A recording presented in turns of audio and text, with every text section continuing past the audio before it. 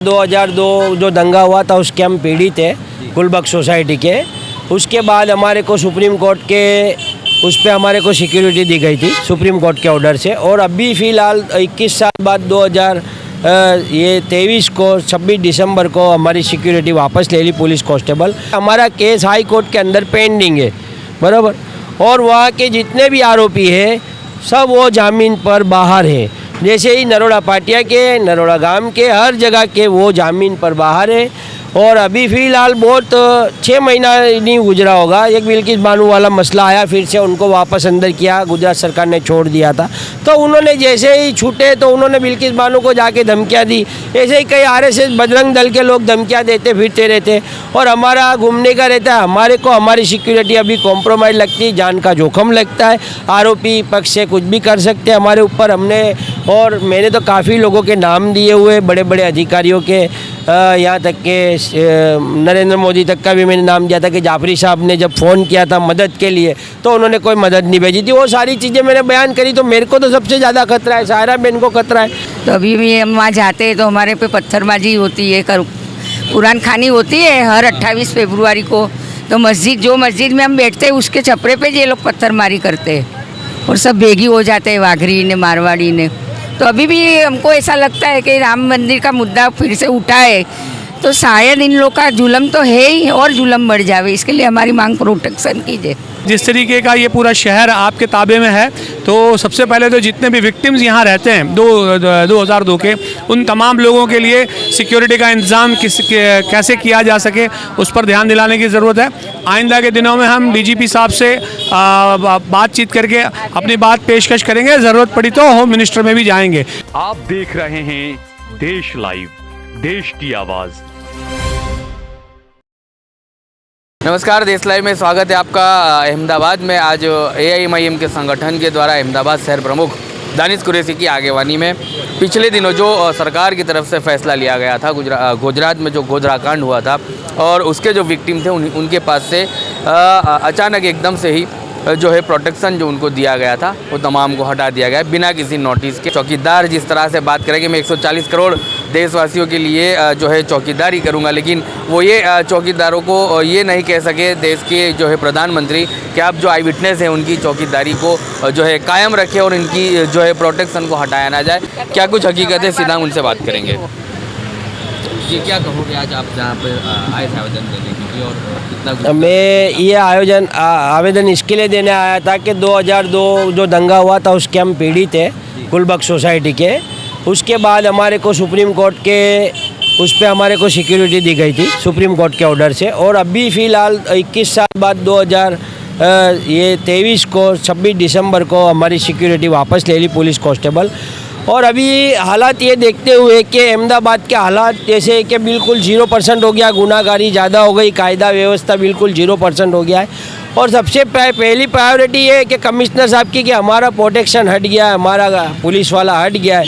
तो हम इसके लिए कमिश्नर साहब को आवेदन देने आए कि इनकी प्रायोरिटी में हम आते हैं कि पहली प्रायोरिटी कमिश्नर साहब की रहती है, CP साहब की, कि हम इनकी जुडिशल में आते तो यहाँ तो हम इनको पहले आवेदन यहाँ देने आए। हम उसके आगे DGP भी जाएंगे, SIT में भी देंगे, यहाँ तक लगेगा तो हम सुप्रीम कोर्ट भी जाएंगे कि अभी जो है हमारा केस हाई कोर्ट के अंदर पेंडिंग है बराबर। और वहाँ के जितने भी आरोपी हैं सब वो जामीन पर बाहर हैं। जैसे ही नरोड़ा पाटिया के, नरोड़ा गांव के, हर जगह के वो जामीन पर बाहर है।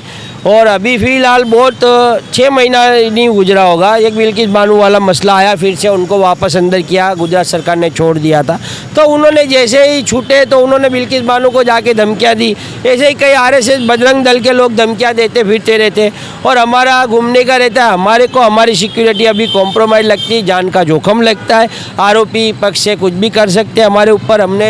और मैंने तो काफ़ी लोगों के नाम दिए हुए, बड़े बड़े अधिकारियों के, यहाँ तक के नरेंद्र मोदी तक का भी मैंने नाम दिया था कि जाफरी साहब ने जब फ़ोन किया था मदद के लिए तो उन्होंने कोई मदद नहीं भेजी थी। वो सारी चीज़ें मैंने बयान करी। तो मेरे को तो सबसे ज़्यादा खतरा है, सायरा बहन को खतरा है। तो हम लोगों को ऐसा लगता है कि हमारे को कहीं ना कहीं हमारे को सिक्योरिटी मिलनी चाहिए। हमारी भी वही मांगे क्योंकि हम लोग आई विटनेस है 2002 में और ये लोग ने हमको पता भी ना कराने डायरेक्ट पुलिस को ही बोल दिया कि भाई तुम्हारे साहिदों को बोल दो कि तुम्हारा प्रोटेक्शन खींच लिया है। तो अभी भी हम वहाँ जाते हैं तो हमारे पे पत्थरबाजी होती है, कुरान खानी होती है हर 28 फरवरी को। तो जो मस्जिद में हम बैठते हैं उसके छपरे पे ये लोग पत्थरमारी करते हैं और सब भेगी हो जाते हैं, वाघरी ने, मारवाड़ी ने। तो अभी भी हमको ऐसा लगता है कि राम मंदिर का मुद्दा फिर से उठा है तो शायद इन लोग का जुल्म तो है ही और जुल्म बढ़ जावे। इसके लिए हमारी मांग प्रोटेक्शन कीजिए। क्या कहोगे, आज आप आवेदन पत्र देने आए थे, क्या कुछ आश्वासन दिया गया और अब आने वाली मुहिम AIMIM की क्या रहेगी?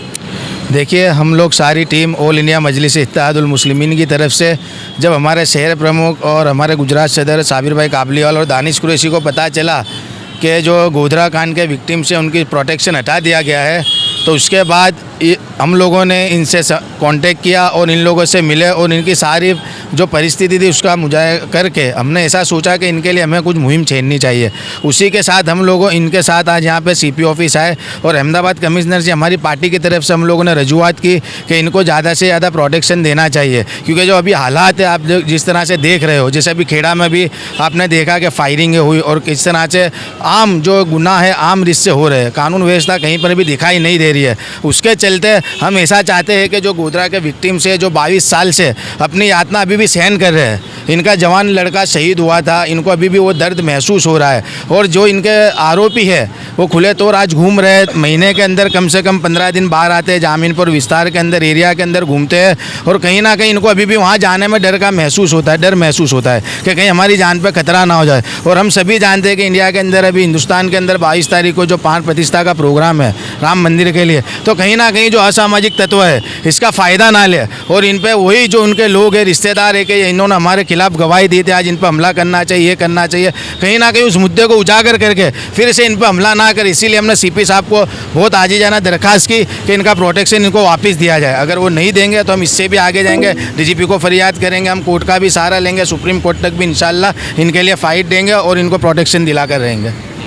चलिए लोग आगे जाएंगे, DGP तक जाएंगे। यहाँ पर सीधा दानिश कुरैशी मौजूद है, उनसे हम बात करेंगे, अहमदाबाद शहर प्रेसिडेंट, कि अब क्या कुछ आने वाले दिनों में लड़त रहेगी? आपने एक बार कहा था कि MIM सड़कों पर उतरना पड़ा तो उतरेगी। देखिए, आज के जो पूरा घटनाक्रम है, आज हम शहर पुलिस कमिश्नर साहब से मुलाकात के लिए आए थे। उनसे मिलने का जो सबब है वो यही है कि जिस तरीके से सिक्योरिटी विड्रॉ की गई है, दरअसल हम लोग जो अहमदाबाद शहर में रहते हैं ये इनकी ज़ेर सदारत में उनकी हुकूमत के माते आता है।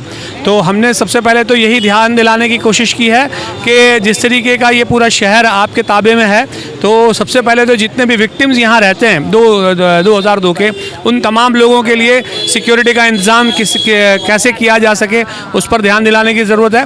आइंदा के दिनों में हम DGP साहब से बातचीत करके अपनी बात पेशकश करेंगे, ज़रूरत पड़ी तो होम मिनिस्टर में भी जाएंगे। DGP साहब तक ये बात पहुँचाने के लिए प्रोसेस की जा सकी है, अगर ज़रूरत पड़ी तो होम मिनिस्ट्री से भी मिल के इस पर मांग करेंगे। सवाल ये है कि प्रदेश की जो वर्तमान सरकार है वो सरकार का अभी हमने देखा कि किस तरह से सुप्रीम कोर्ट में पूरा बिल्किस बानो वाला मामला गया और इस घटनाक्रम के बाद ये एक और नई घटना सामने आई है जिसका अदालत ने संज्ञान लिया था सुप्रीम कोर्ट में और उसी के मातहत इन तमाम लोगों को सिक्योरिटी दी गई थी और बिना किसी इन्फॉर्मेशन के, बिना किसी नोटिफिकेशन के, बिना किसी का ऑर्डर के इन लोगों की जो पीड़ित थे उनकी सिक्योरिटी यहाँ से हटाई गई है। तो कहीं ना कहीं मुझे लगता है कि ये लोगों की जान कहीं ना कहीं खतरे में है और उसके लिए सरकार को संज्ञान लेने की ज़रूरत है और हम उम्मीद करते हैं कि तमाम लोगों की सिक्योरिटी जो है वो वापस रिस्टोर होगी इंशाल्लाह।